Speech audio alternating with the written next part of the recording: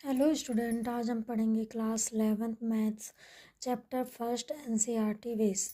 Chapter first क्या है? Set. ठीक है।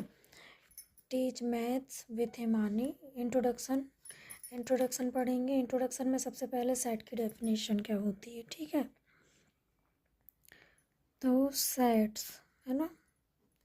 A set is a well defined collection. A set is a well defined collection of objects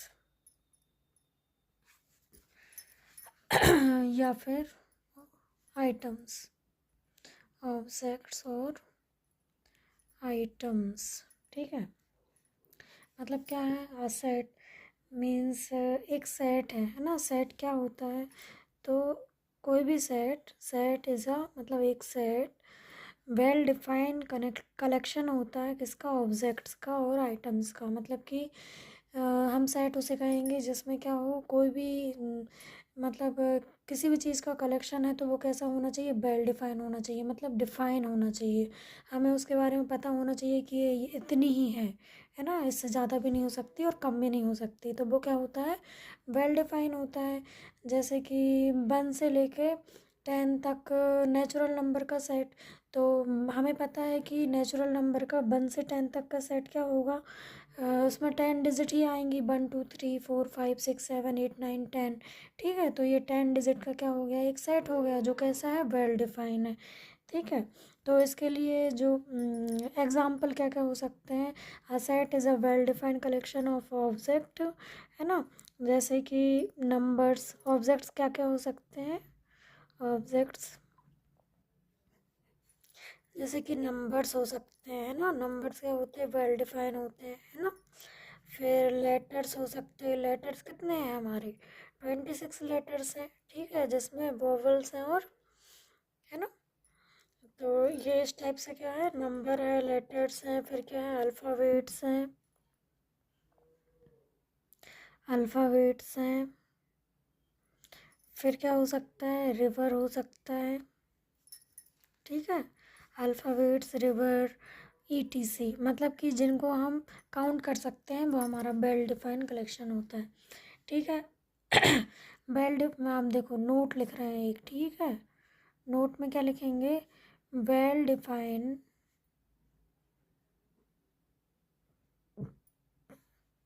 well defined क्या होता है? Not change from person to person. मतलब जो वेल डिफाइन है ना, वो क्या होता है? कभी भी चेंज नहीं होता, कभी चेंज नहीं होता। हर व्यक्ति के लिए, है ना। पर्सन टू पर्सन मतलब कि अलग अलग व्यक्ति के लिए चेंज नहीं होता, वो सभी के लिए क्या होगा? सेम होगा। जैसे कि फॉर एग्जाम्पल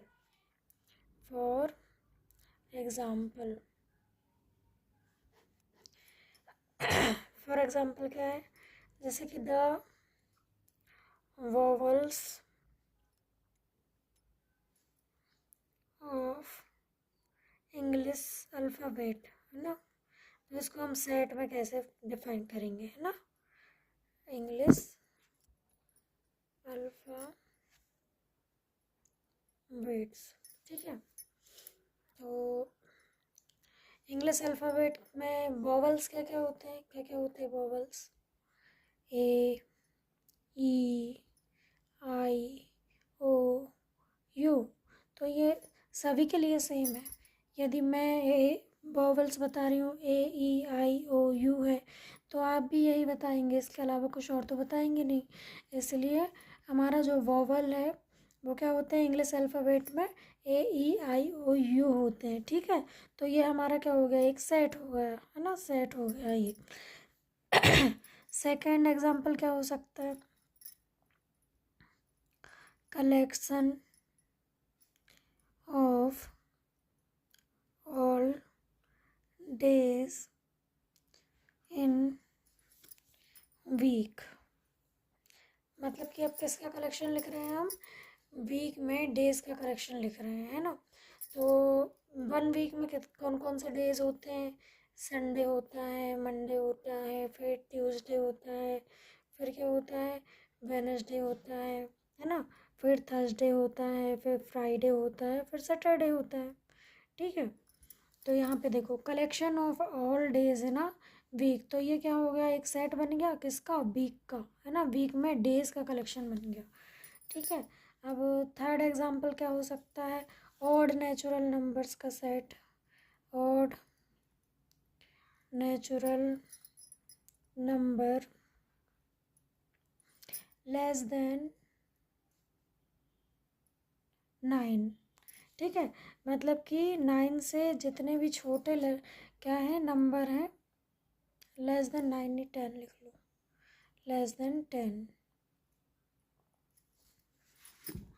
लेस देन 10, और नेचुरल नंबर लेस देन 10, 10 से छोटे जितने भी ऑड नंबर हैं, तो ऑड नंबर कौन कौन से होते हैं, 1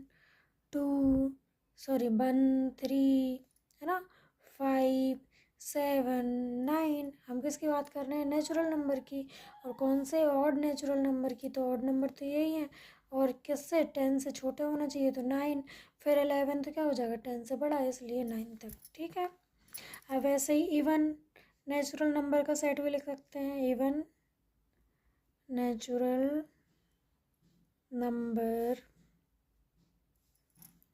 लेस देन 10 20 जितना आपको लेना है, तो 10, है ना, तो 10 से छोटे नेचुरल नंबर क्या क्या, सॉरी इवन नंबर कौन कौन से होंगे, 0 2 4 6 8, है ना, ये 10 से छोटे हैं। ठीक है, आप क्या करेंगे, हाउ टू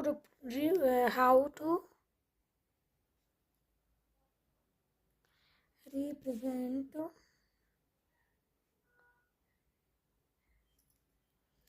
सेट्स।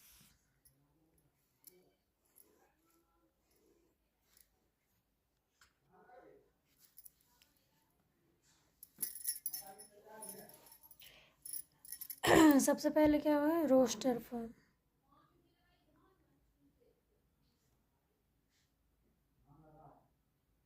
रोस्टर और टेबलर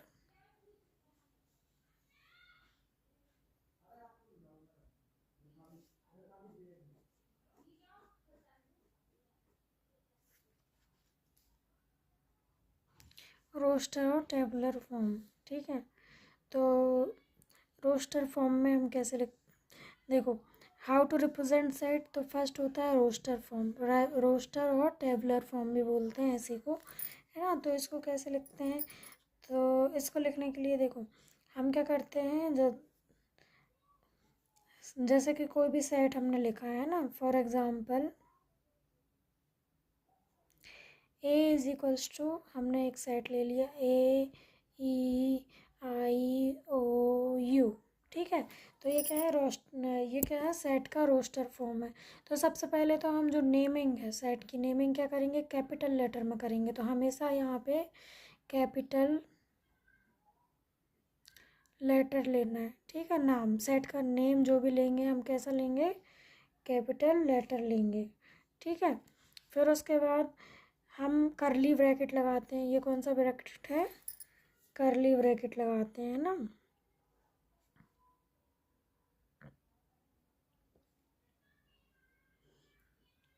ब्रैकेट ये लगाते हैं। ठीक है,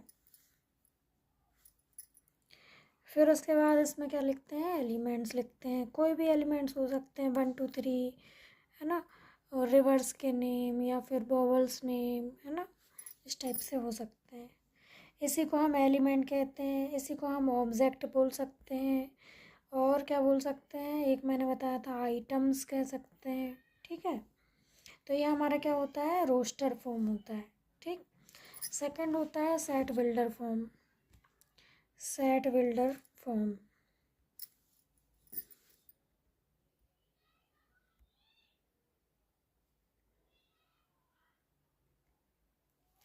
सेट बिल्डर फॉर्म होता है इसका क्या? सेट बिल्डर फॉर्म में क्या लिखेंगे, जैसे कि हमने ये सेट लिखा ना, इसी को सेट बिल्डर फॉर्म में लिखेंगे।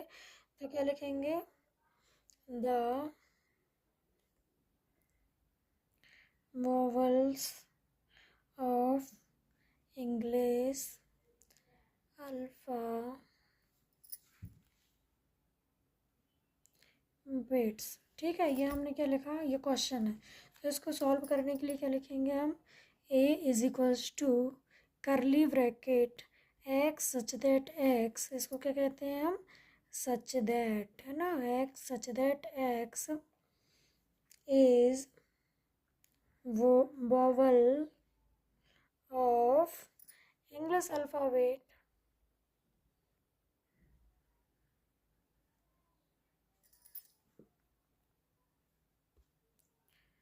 करली ब्रैकेट क्लोज कर देंगे। ठीक है, तो यहाँ पे हमने क्या लिखा, a is equals to curly bracket x such that x is vowel of English alphabet. ठीक है, तो ये क्या होता है, सच दैट होता है।